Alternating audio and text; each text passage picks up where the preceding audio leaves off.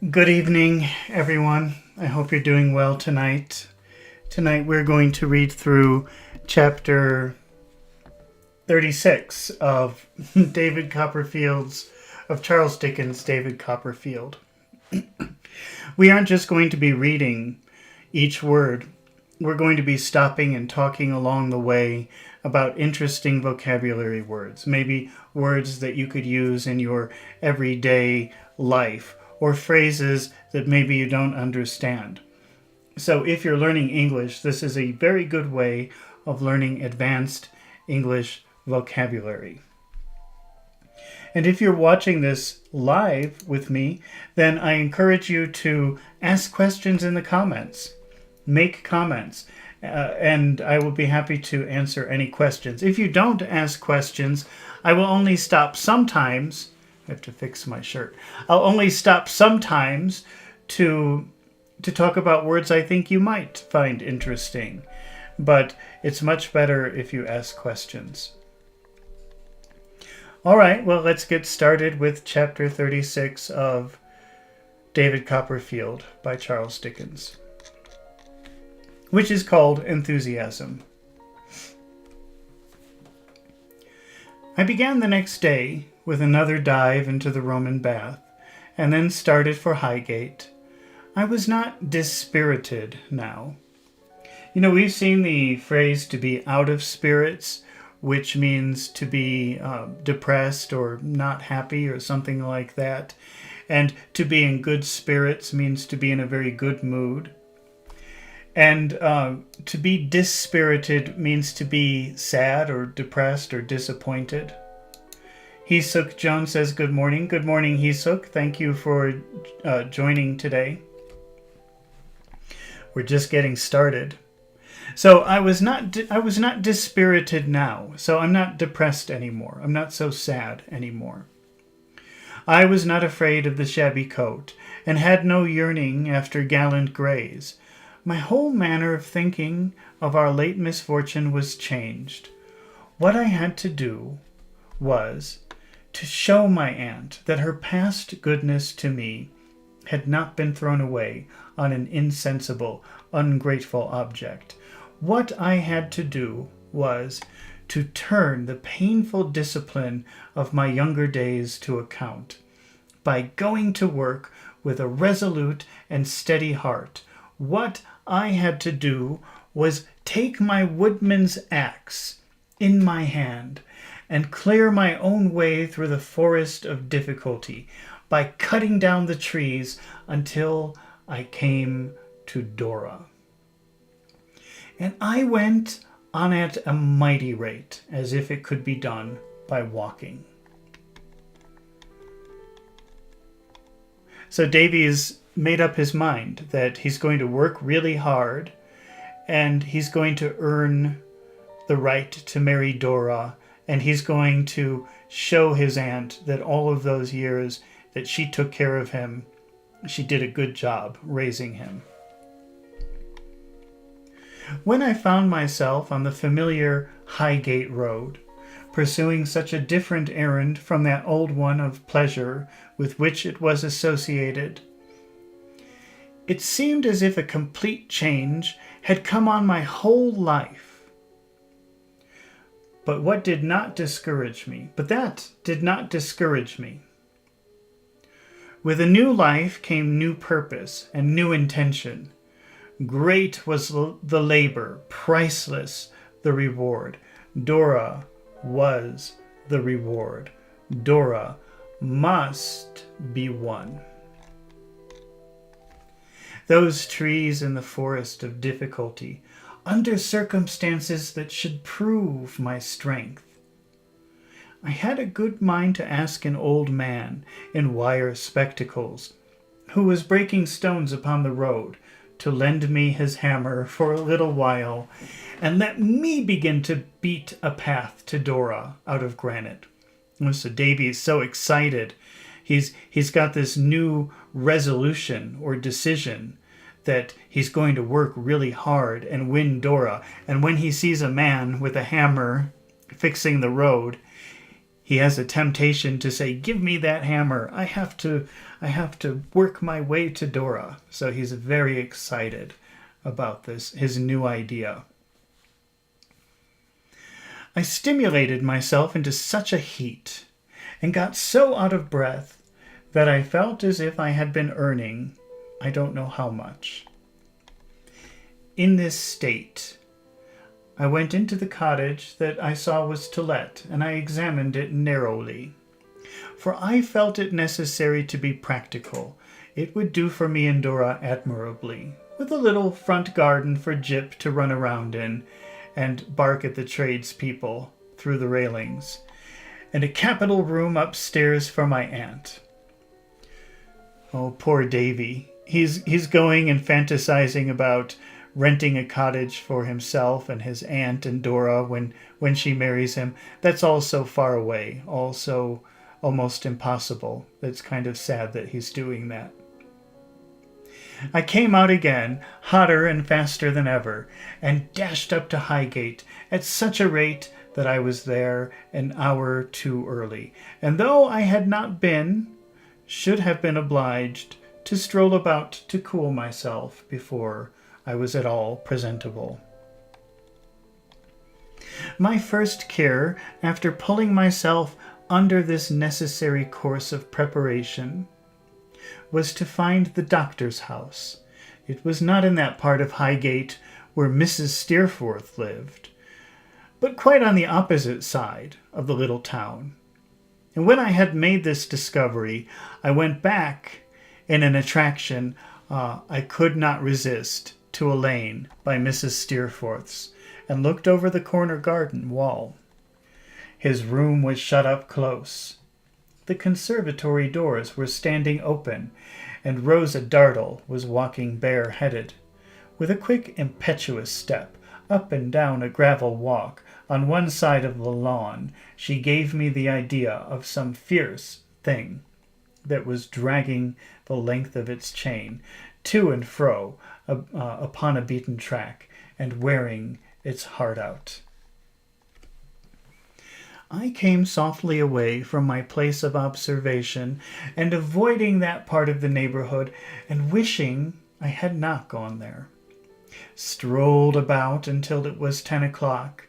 The church with the slender spire and that stands on the top of the hill now was not there then to tell me the time.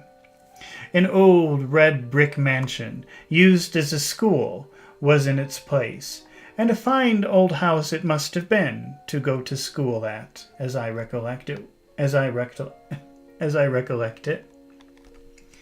When I approached the doctor's cottage, a pretty old place on which he seemed to have expended some money, if I might judge from the embellishments and repairs that had the look of being just completed.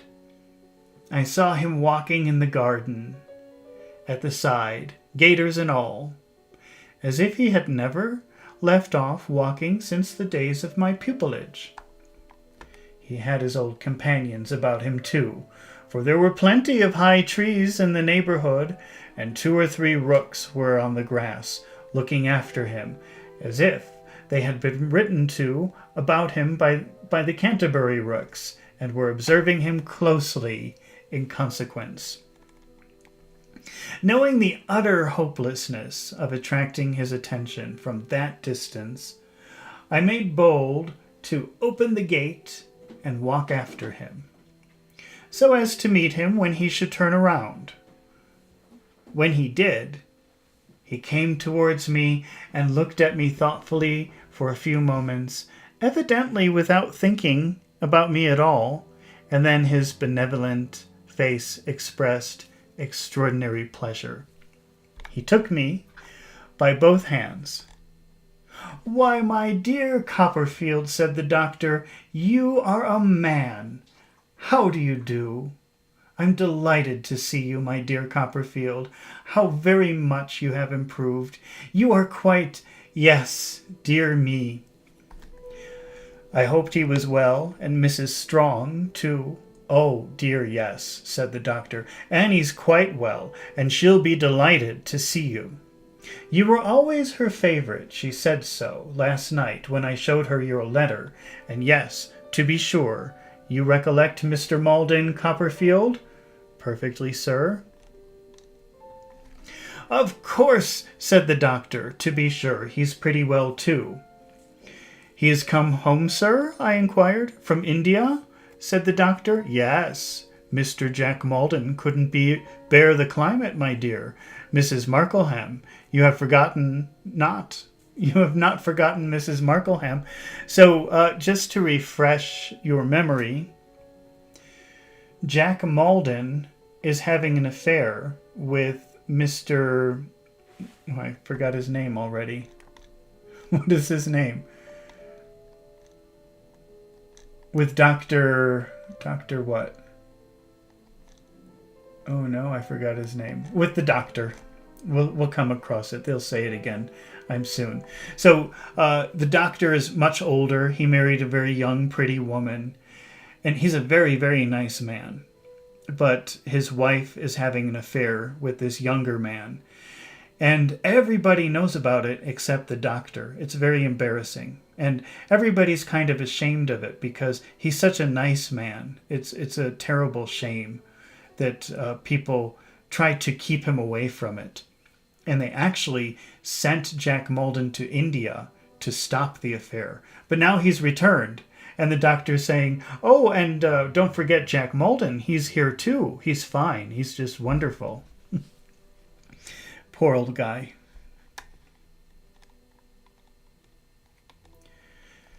Mrs. Markleham, said the doctor, was quite vexed about him, poor thing. To be vexed means to be annoyed. So we have got him at home again, and we've bought him a little patent place, which agrees with him much better. I knew enough of Mr. Jack Malden to suspect from this account that it was a place where there was not much to do.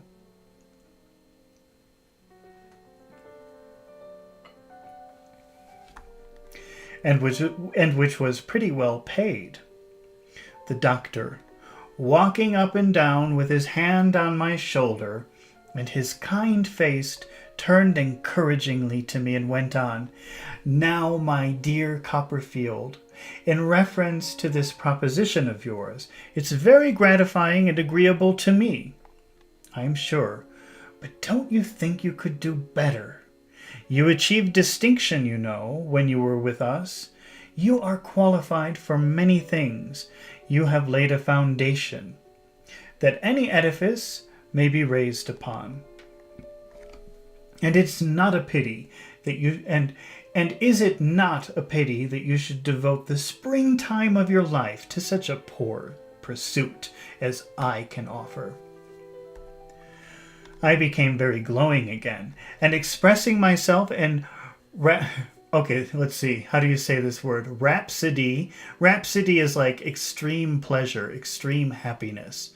This is not rhapsody. This is rhapsodical. You can still see the word rhapsody. That's like a celebration. But I don't think I've ever seen anybody use the word rhapsodical. I became very glowing again, and expressing myself in a rhapsodical style, I'm afraid, urged my request strongly, reminding the doctor that I had already a profession. Well, well, said the doctor, that's true. Certainly you're having a profession, and being actually engaged in studying it makes a difference. But my good young friend, what's £70 a year? It doubles our income, Dr. Strong, said I.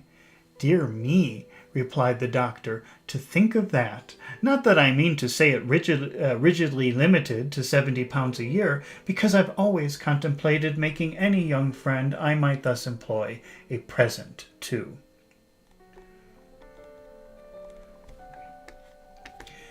Luis Sanchez says, oh, I've heard of music called Rhapsody. Is that the same thing? Yes, a rhapsody is like a celebration. So that would be like celebration music. Well, now I have to check and just... I don't trust my definition of what rhapsody means. highly emotional. But I think it's almost always used in a sense of celebrating. So happy celebration or something like that. It's always positive when you hear the word rhapsody. I don't think I've ever heard it used in a negative way.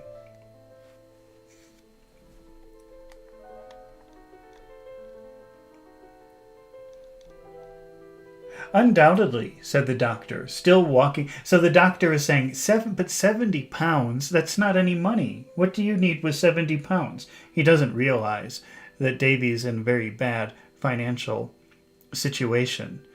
And Davy says, well, that doubles the money that we have. And then the doctor gets embarrassed and he says, oh, well, if I take you, don't worry. It's not just 70 pounds. I would even give you little extra bonuses.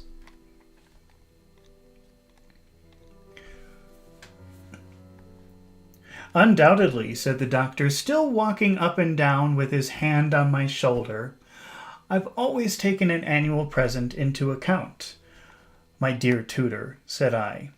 Now really, without any nonsense, to whom I owe more obligations already than I can ever acknowledge. No, interposed the doctor, pardon me. If you will take such time as I have, that is my mornings and evenings, and can think it worth 70 pounds a year, you will do me such a service I cannot express.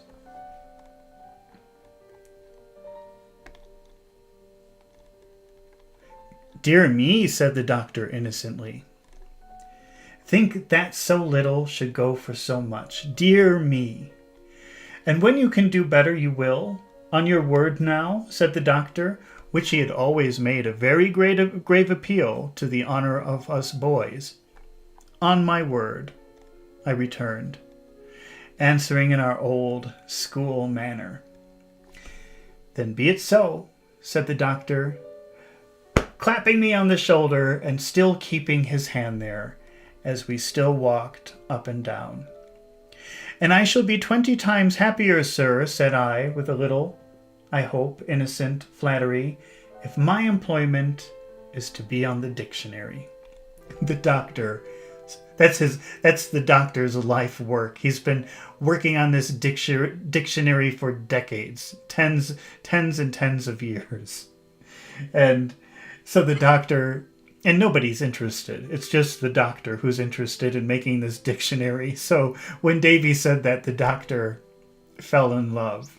The doctor stopped, smilingly clapped me on the shoulder again, and exclaimed with a triumph most delightful to behold, as if I had penetrated the profoundest depths of mortal sagacity. My dear young friend, you have hit it. It is the dictionary. Davy knew that, of course. Let's look at the word sagacity. We've seen that word several times. I remember looking it up several times.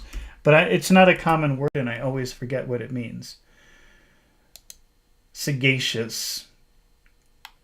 Having a keen mental discernment or good judgment, or being shrewd.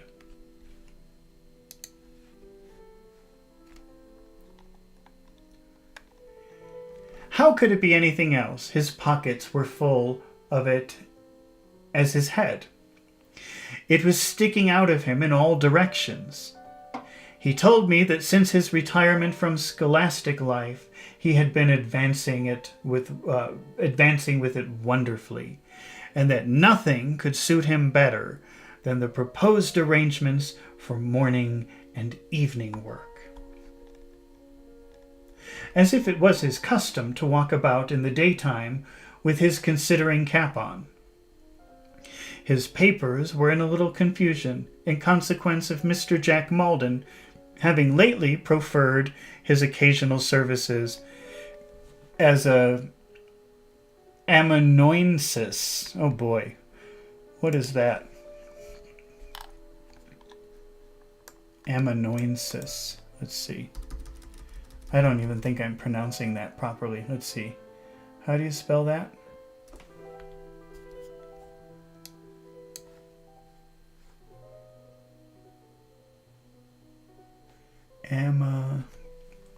Amanuensis. A literary or artistic assistant. Let's see. Amanuensis. Amanuensis. So I was pronouncing it incorrectly. But that's not really a vocabulary. If you use that word, nobody will know what you're talking about. How do you say that again? Amanuensis. Amanuensis. Okay.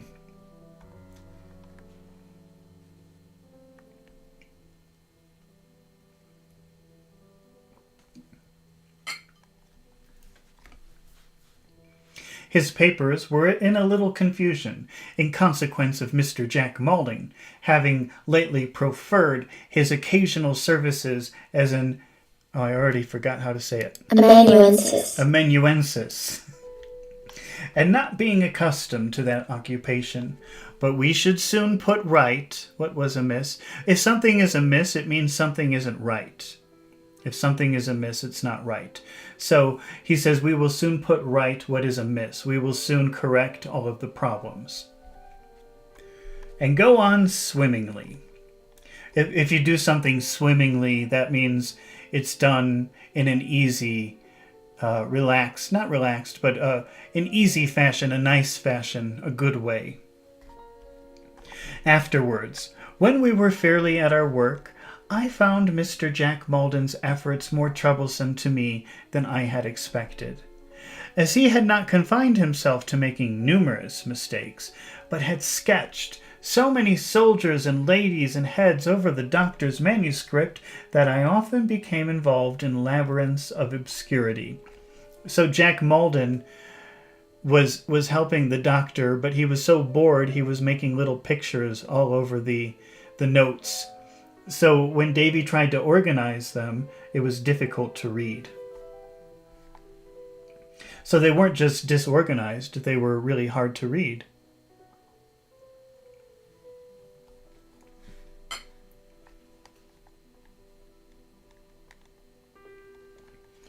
We were to work 2 hours every morning and 2 or 3 hours every night, except on Saturdays when I was to rest.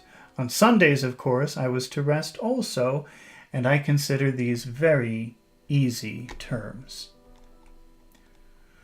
Our plans being thus arranged, to our mutual satisfaction, the doctor took me into his house to present to Mrs. Strong, whom we found in the doctor's new study, dusting books, a freedom which he never permitted anybody else to take with those sacred favorites.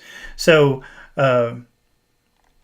Strong, his wife, he wanted to introduce Davy to her. They already know each other, but he wanted he wanted her to say hello to him.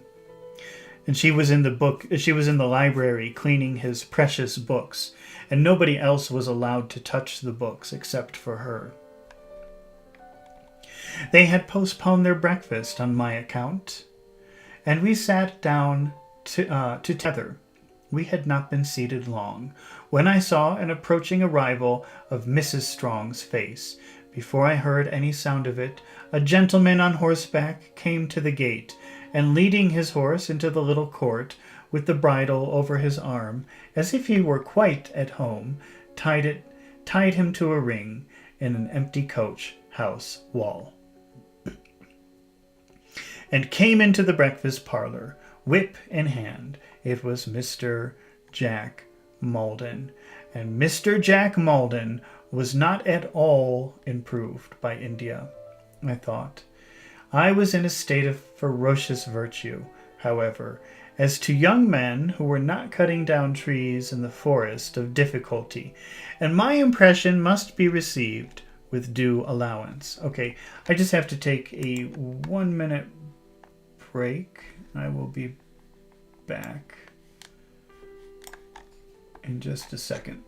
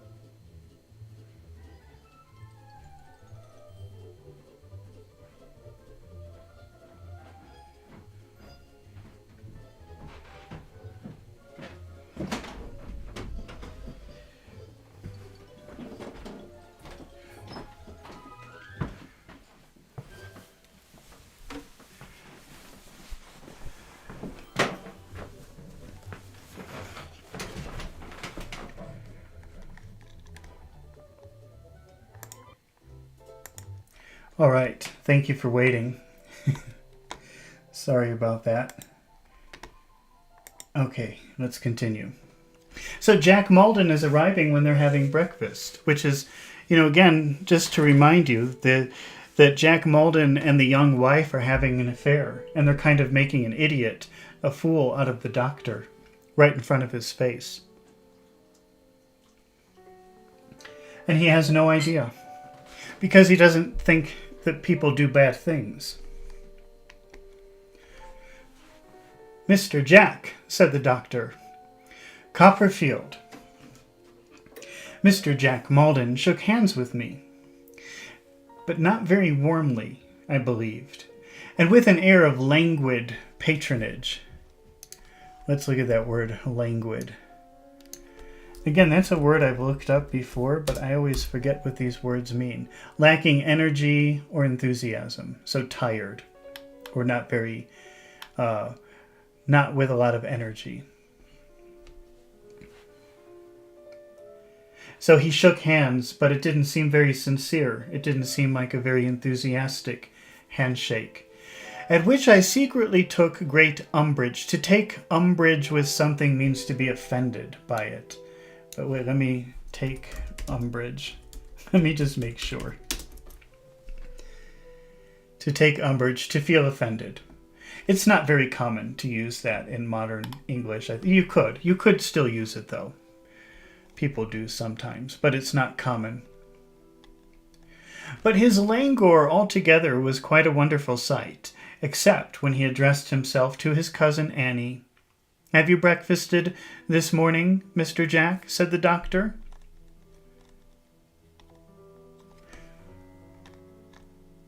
"I hardly ever take breakfast, sir," with his head thrown back in an easy chair. "I find it bores me."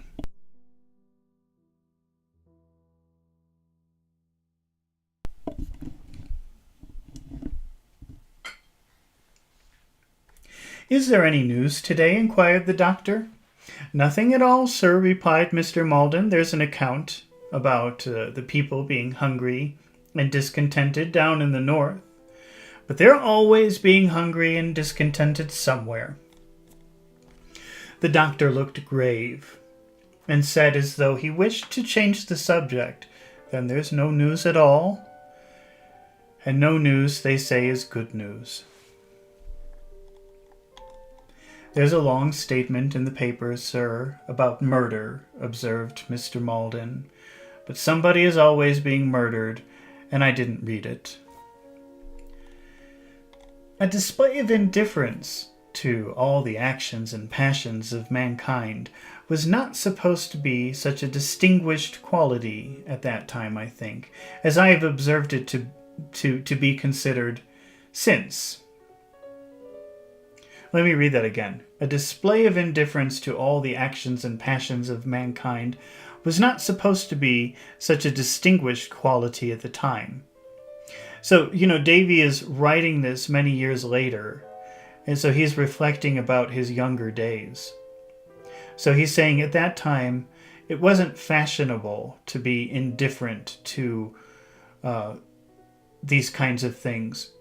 People used to, the way he's remembering it, people used to feel bad when they heard bad news. But then suddenly, by the time he's writing this, it's become fashionable to act indifferent, like, people get murdered all the time. Who cares? That's being indifferent. I have seen it displayed with such a success, and I've even encountered some fine ladies and gentlemen who might as well have been born caterpillars. Perhaps it has impressed me the more then because it was new to me, but certainly did not tend to exalt my opinion of, or to strengthen my confidence in Jack Maldon. "I came out to inquire whether Annie would like to go to the opera tonight," said Mr. Maldon, turning to her. "It's the last night there will be this season, and there's a singer there whom she really ought to hear. She is perfectly exquisite. Besides which, she's so charmingly ugly," relapsing into languor. The doctor, ever pleased with what was likely to please his young wife, turned to her and said, "You must go, Annie. You must go." "I would rather not," she said to the doctor. "I prefer to remain at home. I would much rather remain at home." Without looking at her cousin, she then addressed me and asked me about Agnes and whether she should see her and whether she was not likely to come that day, and was so much disturbed that I wondered how even the doctor, buttering his toast, could be blind to what was so obvious. So she's just pretending, "Oh, I don't want to go," because she knows the doctor will push her to go. It's all an act. And it's very obvious to Davy. And Davy's sitting there saying, how can he not see what's happening with those two? But he saw nothing. He told her good-naturedly that she was young and ought to be amused and entertained, and must not allow herself to be made dull by a dull old fellow. Remember that dull means boring. Moreover, he said, he wanted to hear her sing all the new singers' songs to him, and how could she do that well unless she went? So the doctor persisted in making the engagement for her, and Mr. Jack Maldon was to come back to dinner. This concluded, he went to his patent place, I suppose. But at all events, when away on his horse, looking very idle. Remember that idle, I-D-L-E, means not moving when you should be moving. So an idle person is a person who doesn't work, because they should be working, but they're just sitting there doing this. If you turn your car on, but you don't move it, your car is operating, but it's not moving, your car is in idle. So idle means not moving when it should be moving. I was curious to find out the next morning whether she had been. She had not. But she had sent into London to put her cousin off, and had gone out in the morning to see Agnes, and had prevailed upon the doctor to go with her, and they had walked home by the fields, the doctor told me, the evening being delightful. I wondered then whether she would have gone if Agnes had not been in town, and whether Agnes had some good influence over her too. She did not look very happy, I thought, but it was a good face, or a very false one. I often glanced at it, for she sat at the window all the time we were at work, and made our breakfast, which she took by snatches as we were employed. To snatch is to take something very quickly, like this. This is snatching. So she would serve breakfast, and then while they were working, she would just snatch something and eat it. And that was, she took her breakfast by snatches.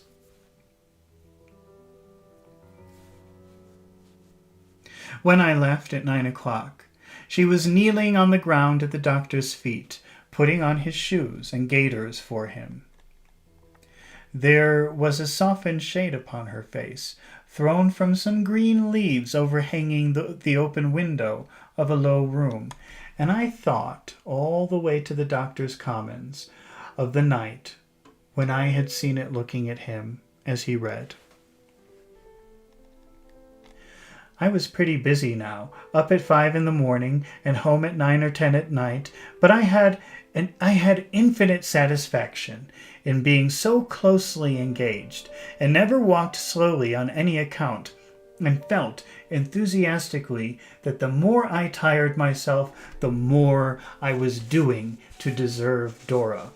I had not revealed myself in my altered character to Dora yet, because she was coming to see Miss Mills in a few days, and I deferred all I had to tell her until then, merely informing her in my letters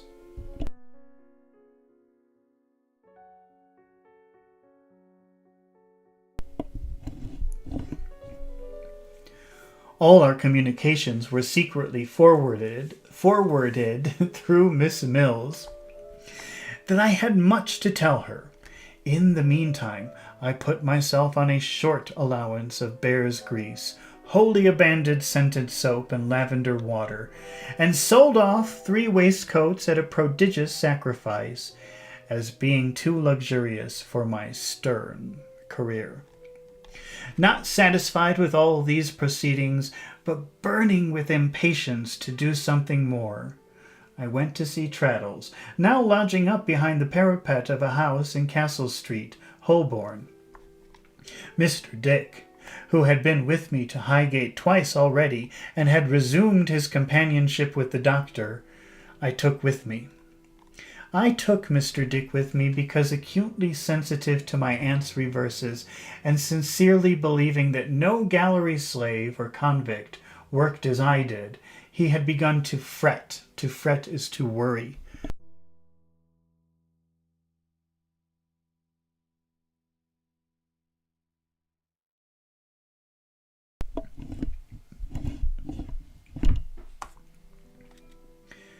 He had begun to fret and worry himself out of spirits and appetite, and having nothing useful to do, in this condition he felt more incapable of finishing the memorial than ever.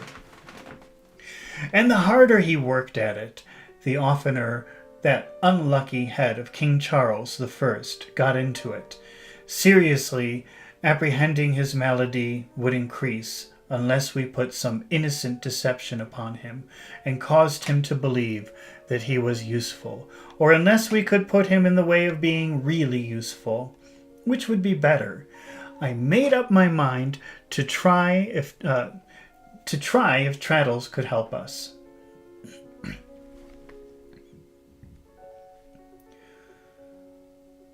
Before I went, I wrote Traddles a full statement of all that happened, and Traddles wrote back to me a capital answer, expressive of his sympathy and friendship.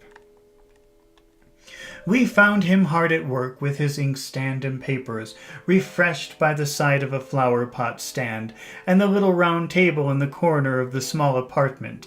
He received us cordially, and made friends with Mr. Dick in a moment.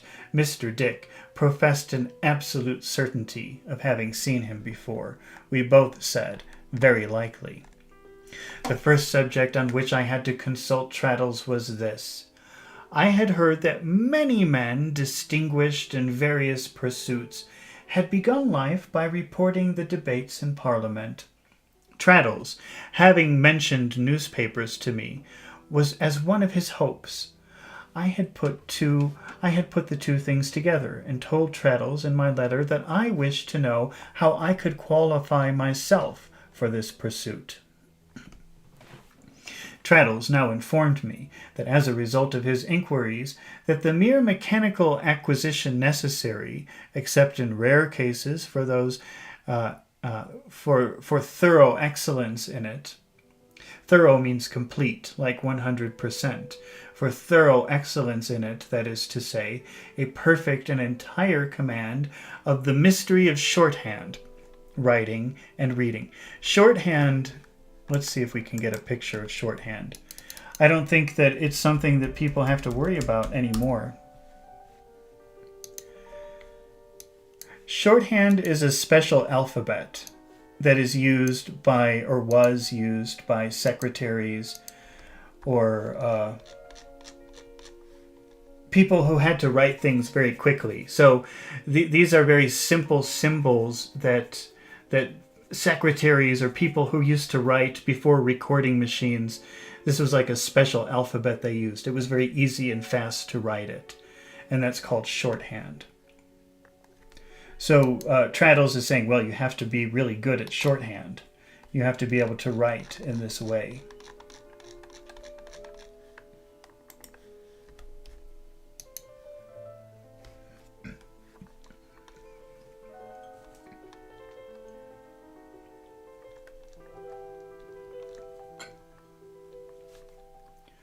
Traddles now informed me that as a result of his inquiries, that the mere mechanical acquisition necessary, except in rare cases, for thorough excellence in it, that is to say, a perfect and entire command of the mystery of shorthand writing and reading, was about equal in difficulty to the mastery of 6 languages. So Traddles is saying it's really hard, it's really complicated, but you must be a master of shorthand, both reading and writing. And then it might, and he's saying it's as difficult as learning 6 languages. And that it might perhaps be attained by dint of perseverance.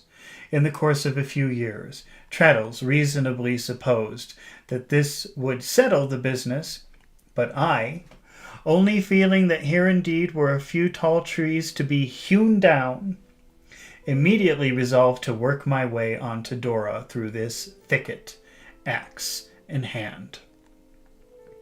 "I'm very much obliged to you, my dear Traddles," said I. "I'll begin tomorrow." Traddles looked astonished, like surprised, like, "What? You think you're going to learn shorthand?" As he well might, but he had no notion as yet of my rapturous condition. "I'll buy a book," said I, "with a good scheme of this art in it. I'll work at it at the Commons, where I haven't half enough to do. I'll take down the speeches in our court for practice. Traddles, my dear fellow, I will master it." "Dear me," said Traddles, opening his eyes. "I had no idea you were such a determined character, Copperfield." I don't know how he should have had, for it was new enough to me. I passed that off and brought Mr. Dick on the carpet. "You see," said Mr. Dick wistfully, "if I could exert myself, Mr. Traddles, if I could beat a drum or blow anything." Poor fellow, I have little doubt he would have preferred such an employment in his heart to all others. Traddles, who would not have smiled for the world, replied composedly, "But you're a very good penman, sir. You told me so. Copperfield? Excellent," said I. And indeed he was. He wrote with extraordinary neatness.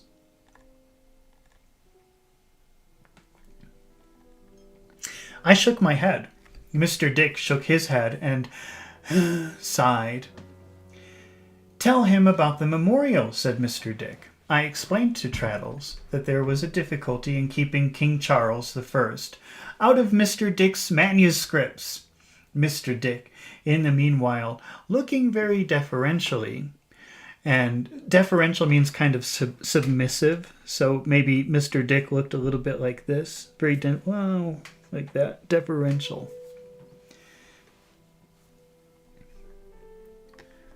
Mr. Dick, in the meanwhile, looking very deferentially and seriously at Traddles, and sucking his thumb. "But these writings, you know, that I speak of, are already drawn up and finished," said Traddles, after a little consideration. "Mr. Dick has nothing to do with them. Wouldn't that make a difference, Copperfield, at all events? Wouldn't it be well to try?" This gave us new hope, Traddles and I laying our heads apart, while Mr. Dick anxiously watched us from his chair. We concocted a scheme in virtue of which we got him to work next day, with triumphant success. On a table by the window in Buckingham Street, we set out the work Traddles procured for him, which was to make, I forgot how many copies of a legal document about some right-of-way. On another table, we spread the last unfinished original of the great memorial. Our instructions to Mr. Dick were that he should copy exactly what he had before him, without the least departure from the original, and that when he felt it necessary to make the slightest allusion to King Charles I, he should fly to the memorial. We exhorted him to be resolute in this, and left my aunt to observe him. So, Mr. Dick is writing all day. He's a little bit crazy. So he's writing this manuscript, and he keeps getting distracted by King Charles I, and he has to write about King Charles I when he gets distracted. But he writes all day, and he has very good handwriting. So they're suggesting, well, we could make extra money if Mr. Dick could make copies of documents. So they set up a table in his apartment where he could copy the documents with his very nice handwriting. But if he ever feels the temptation to write about King Charles I, he has to move over to the other table and write on the other document. And it seems to be working.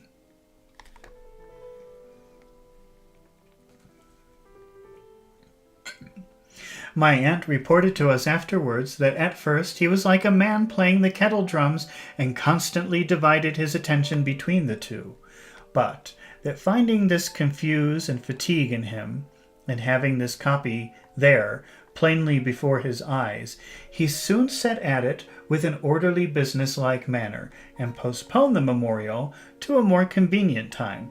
In a word, although we took great care that he should have no more to do than was good for him, and although he did not begin with the beginning of a week, he earned by the following Saturday night 10 shillings and 9 pence, and never, while I was alive, shall I forget his going about to all the shops in the neighborhood to change this treasure into sixpences, or his bringing them to my aunt arranged in the form of a heart upon a waiter.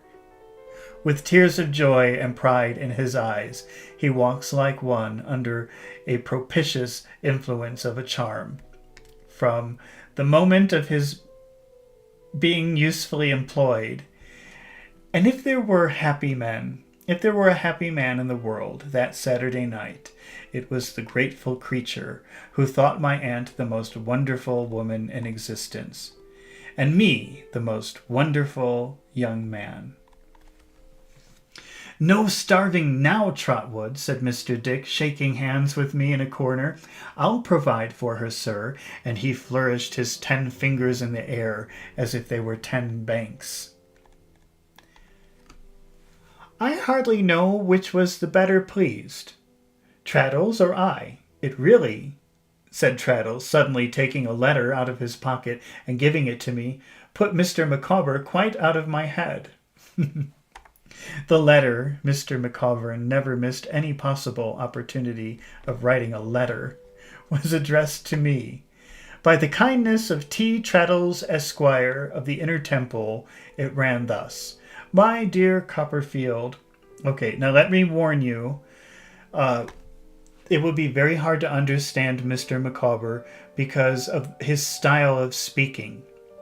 So he says everything in a very complicated way. So even if you're a native speaker of English, it's extremely difficult to understand what he's trying to say. So I'm warning you about that now. We read the letter and we'll have to translate it into normal English. So, my dear Copperfield, you may possibly not be unprepared to receive the intimation that something has turned up. I may have mentioned to you on a former occasion that I was in expectation of such an event. So that's just Mr. Micawber speak for, hey, guess what? I found a job. I am about to establish myself in one of the provincial towns of our favored island, where the society may be described as a happy admixture of the agricultural and the clerical. In immediate connection with one of the learned professions, Mrs. Micawber, on our offspring will accompany me, and our offspring will accompany me. Our ashes, at a future period, will probably be found commingled in this cemetery, attached to a venerable pile, for which the spot to which I refer has acquired a reputation. Shall I say from China to Peru? So he's saying, I found a job. It's a really good job. With a big institution, a very big famous institution, and will probably stay here forever. They won't. They're always moving around. They're always running away because they owe money or something like that. In bidding adieu to the modern Babylon, where we have undergone many vicissitudes, I trust ignobly Mr. Micawber, Mrs. Micawber and myself cannot disguise from our minds that we part, it may be for years and it may be forever, with an individual linked by strong associations to the altar of our domestic life. So he's saying, who knows when we'll see each other again, because we live so far away now that we may never meet again, which is sad because we've shared a lot of intimate moments together. We're really good friends. If, on the eve of such a departure, you will accompany our mutual friend Mr. Thomas Traddles to our present abode, and there reciprocate the wishes natural to the occasion, you will confer a boon on one who is ever yours, Wilkins Micawber. So he's saying, because we may never see each other again, please come to our house one more time for a dinner with Traddles. I was glad to find that Mr. Micawber had got rid of the dust and ashes, and something really had turned up at last.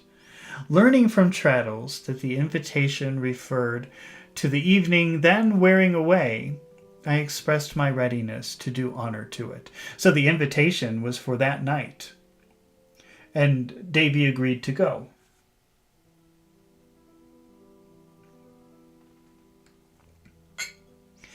And we went off together to the lodging which Mr. Micawber occupied as Mr. Mortimer. They always owe money to people, so he's using a fake name. He's renting the room under the name Mr. Mortimer, and which was situated near the top of the Gray's Inn Road. The resources of this lodging were so limited that we found the twins, now some 8 or 9 years old, reposing, that's like relaxing, laying down, reposing in a turn-up bedstead in the family sitting room, where Mr. Micawber had prepared in a wash-hand stand jug what he called a brew of agreeable beverage for which he was famous. Mr. Micawber is famous for making this punch that everybody enjoys. I had the pleasure on this occasion of renewing the acquaintance of Master Micawber, whom I found, usually when you see that word master, it means like a young boy. So maybe a boy of like 8 or 9 or 10. So this is like an older son.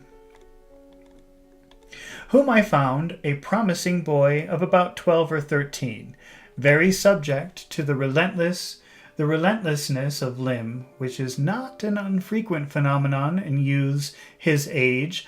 I also became once more known to his sister, Miss Micawber, in whom, as Mr. Micawber told us, her mother renewed her youth like the phoenix. "My dear Copperfield," said Mr. Micawber, "yourself and Mr. Traddles find us on the brink of migration." The brink is like the edge of something. So they are on the edge of migration. They're just about to move. "And will excuse any little discomforts incidental to that position." Glancing around, as I made a suitable reply, I observed that the family effects were already packed, and the amount of luggage was by no means overwhelming. I congratulated Mrs. Micawber on the approaching change. "My dear Copperfield," said Mrs. Micawber, "of your friendly interest in all our affairs I am well assured. My family may consider it banishment, if they please, if I am wife and mother, and never will desert Mr. Micawber." Traddles, appealed to by Mrs. Micawber's eye, feelingly acquiesced.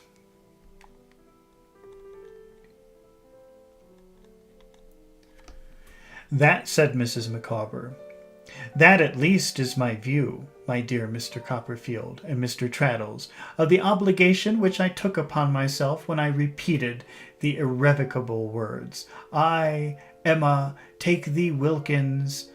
I read the service over with a flat candle on a previous night, and the conclusion I derived from it was, that I never could desert Mr. Micawber. She's always saying that. I'll never leave him. I'll never leave my husband. She's always doing that. And she's doing it here. To desert something is to abandon something.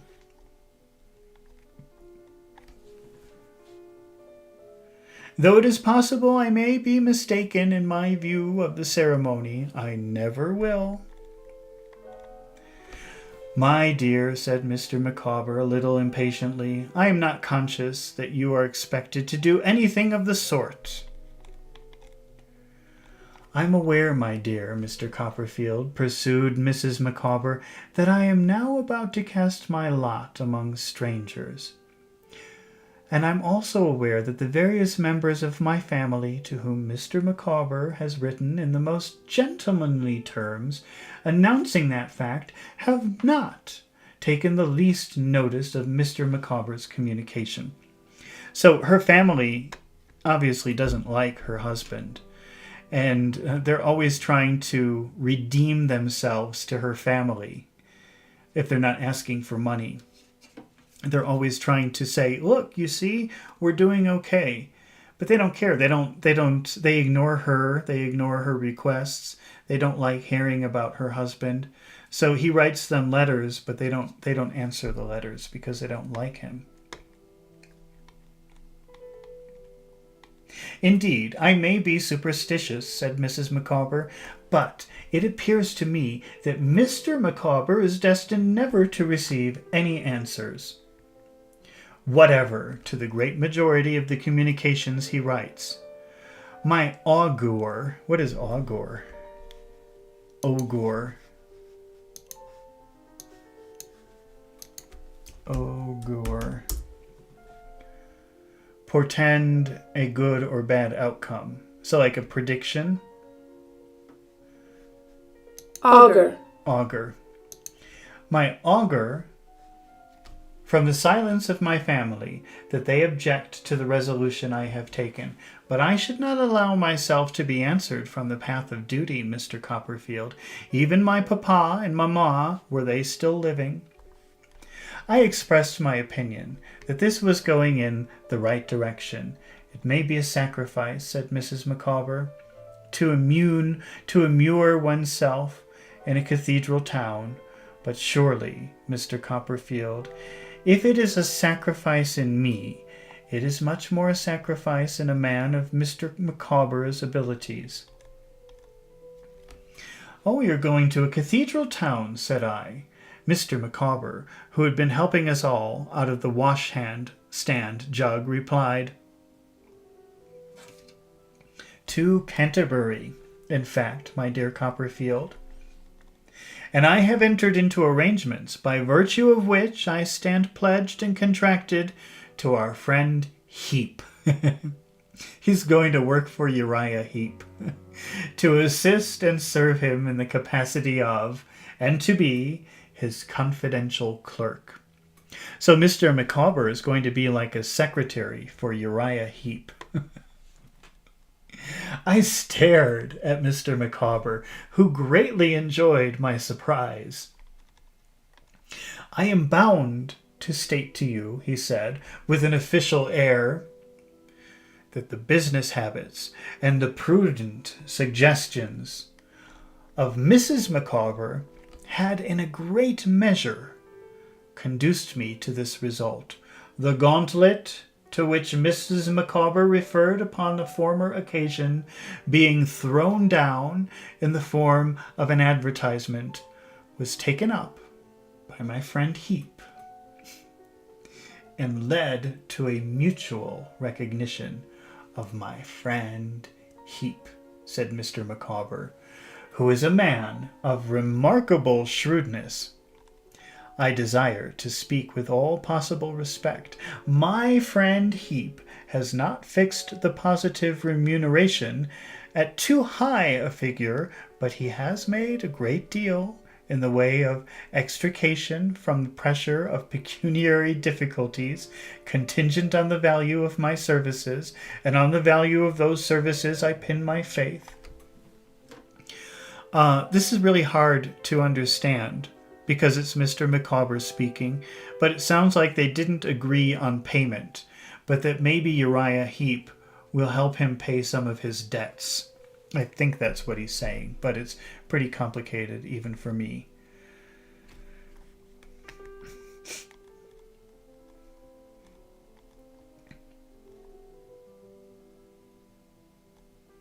"Such address and intelligence as I chance to possess," said Mr. Micawber, boastfully disparaging himself on the old genteel air, will be devoted to my friend Heap's service.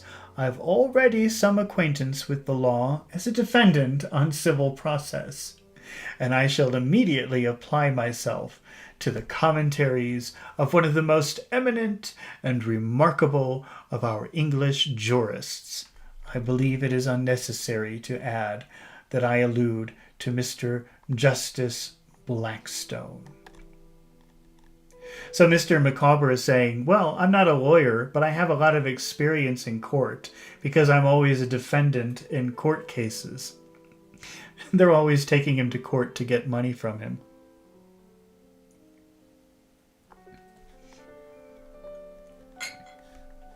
These observations, and indeed the greater part of the observations made that evening, were interrupted by Mrs. Micawber's discovering that Master Micawber was sitting on his boots, or holding his head with both arms as if he felt it loose,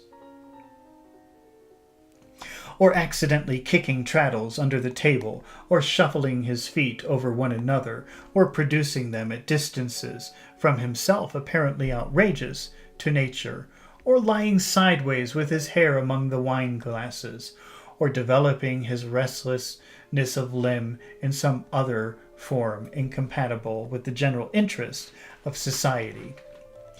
And by Master Micawber's receiving those discoveries in a resentful spirit, I sat all the while amazed by Mr. Micawber's disclosure, and wondering what it meant, until Mrs. Micawber resumed the thread of discourse and claimed my attention. "What I particularly request Mr. Micawber to be careful of is," said Mrs. Micawber, "that he does not, my dear Mr. Copperfield, in applying himself to this subordinate branch of the law, place it out of his power to rise, ultimately, to the top of the tree.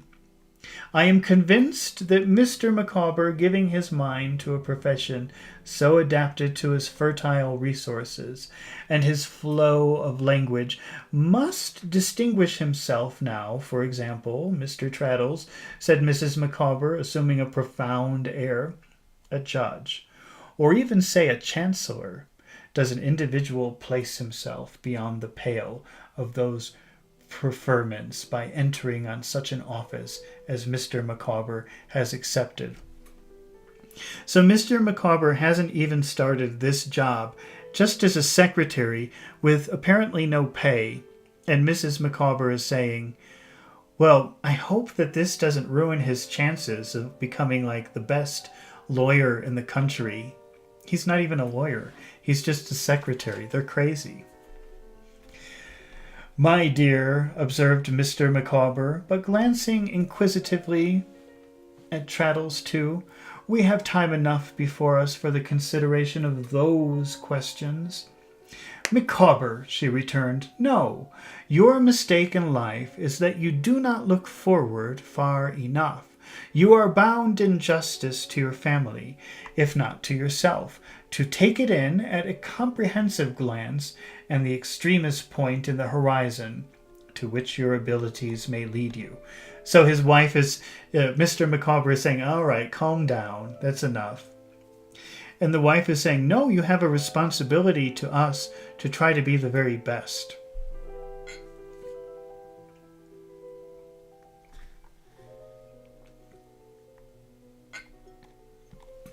"Why, the plain state of the case, Mrs. Micawber," said Traddles, mildly breaking the truth to her. "I mean the real prosaic fact, you know." Breaking the news or breaking the truth means telling somebody difficult news. So if I say, I have to break some news to you. That means I have to tell you some bad news. If you say I have to break the truth to you, that means I have to give you the truth and disappoint you. So Traddles is about to break the truth to her, saying, he's not a lawyer. He's just a secretary, is what he's about to say or wants to say. Wait, let's read that again. Mr. Micawber coughed and drank his punch with an air of exceeding satisfaction, still glancing at Traddles as if he desired his opinion. "Why, the plain state of the case, Mrs. Micawber," said Traddles, mildly breaking the truth to her. "I mean the real prosaic fact, "Just so," so she interrupts him. "Just so," said Mrs. Micawber. "My dear Traddles, I wish to be as prosaic and literal as possible on the subject of so much importance." Let's see what that word prosaic means. Having style or diction of prose, lacking poetic beauty, so speaking plainly, speaking in a very clear way, prosaic. "Just so," said Mrs. Micawber. "My dear Traddles, I wish to be as prosaic and literal as possible on the subject of so much importance." "Is," said Traddles, "that this branch of the law, even if Mr. Micawber were a regular solicitor." "Exactly so," returned Mrs. Micawber. "Wilkins, you're squinting and will not be able to get your eyes back. Has nothing, pursued Traddles, to do with that. Only a barrister is eligible for such preferments, and Mr. Micawber could not be a barrister without being entered at an inn of court as a student for 5 years. "Do I follow you?" said Mrs. Micawber, with her most affable air of business. "Do I understand, my dear Traddles, that at the expiration of that period, Mr. Micawber would be eligible as a judge or a chancellor?" She won't listen. She's saying, "Oh, really? In 5 years he could have all of this?" "He would be eligible," returned Traddles, with a strong emphasis on that word. "Thank you," said Mrs. Micawber. "That is quite sufficient. If such is the case, and Mr. Micawber forfeits no privilege by entering on these duties, my anxiety is at rest. I speak," said Mrs. Micawber, "as a female, necessarily, but I have always been of the opinion that Mr. Micawber possesses what I have heard my papa call, when I lived at home, the judicial mind. I hope Mr. Micawber is now entering on a field where the mind will develop itself and take commanding station. I quite believe that Mr. Micawber saw himself in this judicial mind's eye. On the wool-stick, he passed his hand complacently over his bald head and said with ostentatious resignation, Here we go. More Mr. Micawber talk. "My dear, we will not anticipate the decrees of fortune. If I am reserved to wear a wig, I am at least prepared externally. In allusion to his baldness, for that distinction, I do not," said Mr. Micawber, "regret my hair, and I may have been deprived of it for a specific purpose, I cannot say. It is my intention, my dear Copperfield, to educate my son for the church. I will not deny that I should be happy, on his account, to attain eminence." "For the church," said I, still pondering means thinking or considering, between whiles on Uriah Heep. So Davy, they're having this ridiculous conversation of Mr. Micawber becoming a judge or a lawyer, which isn't going to happen. And Mr. Micawber is saying, "Oh, maybe that's right, because they wear wigs and I don't have any hair, so maybe I was born to do this." But Davy, they're having this ridiculous conversation, and Davy is still thinking, he's going to work for Uriah Heep. That's so crazy. "Yes," said Mr. Micawber, "he has a remarkable head voice, and will commence as a chorister.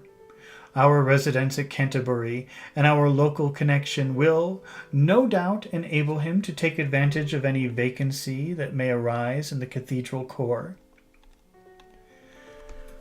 On looking at Mr. Micawber again, I saw that he had a certain expression on his face, as if his voice were behind his eyebrows, where it presently appeared to be on his singing us.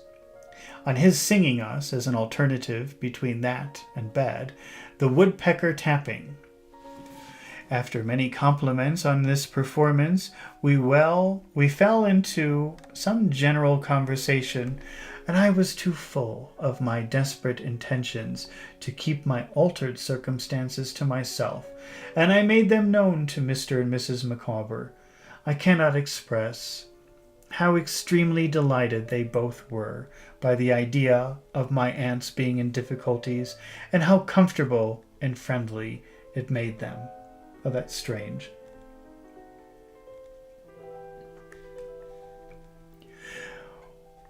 When we nearly come to the last round of the punch, I addressed myself to Traddles and reminded him that we must not separate without wishing our friends health, happiness, and success in their new career.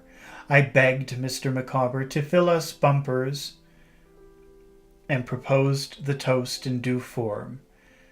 Shaking hands with him across the table and kissing Mrs. Micawber to commemorate that eventful occasion, Traddles imitated me in the first particular, but did not consider himself a sufficiently old friend to venture on the second. "My dear Copperfield," said Mr. Micawber, rising with one of his thumbs in each of his waistcoat pockets, so he's standing like this. "My dear Copperfield, companion of my youth, if I may be allowed the expression, and esteemed friend Traddles, if I may be permitted to call him so, will allow me, on the part of Mrs. Micawber, and myself, and our offspring, to thank them in the warmest and most uncompromising terms for their good wishes. It may be expected on the eve of a migration which will consign us to a perfectly new existence." Mr. Micawber spoke as if they were going 500,000 miles. "I should offer a few valedictory remarks into such friends as I see before me. But all that I have to say in this way I have said. Whatever station in society I may attain, through the medium of the learned profession of which I am about to become an unworthy member, I shall endeavor not to disgrace, and Mrs. Micawber will be safe to adorn, under the temporary pressure of pecuniary liabilities contracted with a view to their immediate liquidation, but remaining unliquidated through a combination of circumstances." This is so annoying. He's just saying goodbye, but he's just using all these crazy words. "I have been under the necessity of assuming a garb from my..." And he's also saying, if I become rich and famous, I won't forget my friends, David and Traddles. "I allude to the spectacles and possessing myself of cognomen, to which I can establish no legitimate pretensions. All I have to say on that score is that the cloud has passed from a dreary scene, and the god of day is once more high upon the mountain tops. On Monday next, on the arrival of the 4 o'clock afternoon coach at Canterbury, my foot will be on my native heath. My name, Micawber." Mr. Micawber resumed his seat on the close of these remarks and drank 2 glasses of punch in grave succession. He then said with much solemnity, "One thing more I have to do before this separation is complete, and that is to perform an act of justice My friend Mr. Thomas Traddles has, on two several occasions, put his name, if I may use a common expression, to bills of exchange for my accommodation. So, Mr. Micawber is always getting credit and never paying it. He's famous for that, and it's caused a lot of trouble for him and his family. And on two occasions, 2 times, he convinced Traddle to use his name to get credit, and then he didn't pay. So he's got Traddles in trouble from this. Let me say in short, in the lurch, the fulfillment of the second has not yet arrived. The amount of the first obligation here, Mr. Micawber carefully referred to papers, was, I believe, 23,409.5 of the second, according to my entry of that transaction, 862. These sums united make a total, if my calculation is correct, amounting to 41,1011.5. My friend Copperfield will perhaps do me the favor to check that total. So Mr. Micawber is adding up how much money he owes Traddles. Sounds like a lot of money. To leave this metropolis, said Mr. Micawber, and my friend Mr. Thomas Traddles, without acquitting myself of this pecuniary part of this obligation, would weigh heavily on my mind to an insupportable extent. I have therefore prepared for my friend Mr. Thomas Traddles, and I now hold in my hand a document which accomplishes the desired object. I beg to hand to my friend Mr. Thomas Traddles my IOU of 41,1011.5, and I am happy to recover my moral dignity and to know that I can once more walk erect before my fellow man. So he's not paying him money, he's writing an IOU. Let me just show you something here.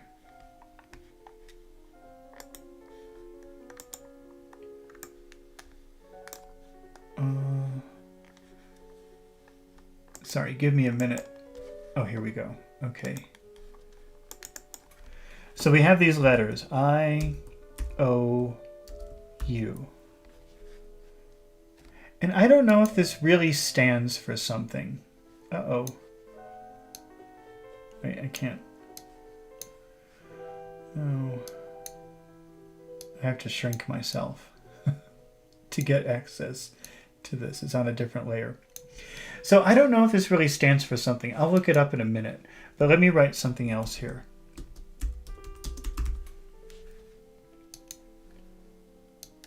If you notice, you've got these 3 letters, I-O-U. And then we have these 3 words, IOU. So an IOU is a letter, say, it's like a contract. I owe you $50. So you say, I owe you $50, and then you sign it, and it's like a contract.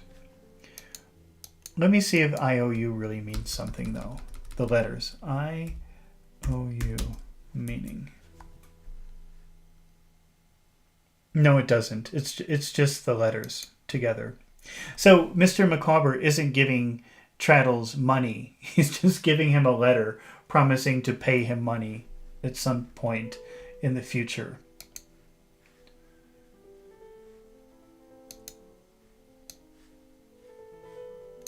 Okay, let me get rid of this. Here we go. All right. With this introduction, which greatly affected him, Mr. Micawber placed his IOU in the hands of Traddles, and said he wished him well in every relation in life. I am persuaded, not only that this was quite the same to Mr. Micawber as paying the money, but that Traddles himself hardly knew the difference until he had had time to think about it. So Mr. Micawber took this so seriously, writing this letter, I owe you $50, that even Traddles for a minute was like, oh wow, thanks. until he thought about it. Wait, he didn't give me any money. He just gave me a piece of paper.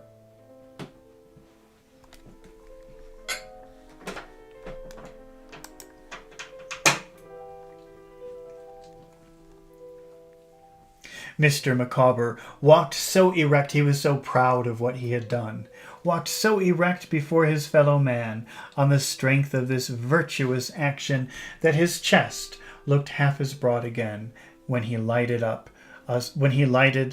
us downstairs. We parted with great heartiness on both sides, and when I had seen Traddles to his own door, and was going home alone, I thought among the other odd and contradictory things I mused upon, that slippery as Mr. Micawber was, I was probably indebted to some compassionate recollection he retained of me as his boy lodger, for never having been asked by him for money. I certainly should not have had the moral courage to refuse it, and I have no doubt that he knew that. To his credit be it written, quite as well as I did. All right, well, that was chapter 36 of David Copperfield. I'm planning to read chapter 37 tomorrow night at the same time, so I hope to see you back here tomorrow at the same time. Thank you for your comments and questions, and I hope to see you again very soon. Goodbye.